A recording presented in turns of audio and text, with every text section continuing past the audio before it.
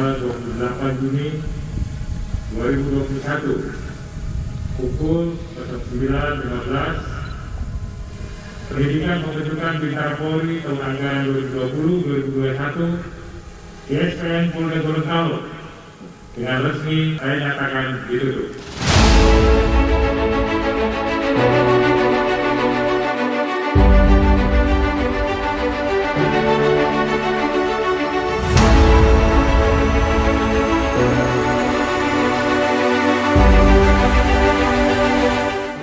Pada kesempatan yang berbahagia ini, saya selaku pimpinan Polri mengucapkan selamat kepada para Bintara remaja Polri yang telah berhasil menyelesaikan pendidikan pembentukan Bintara Polri tahun anggaran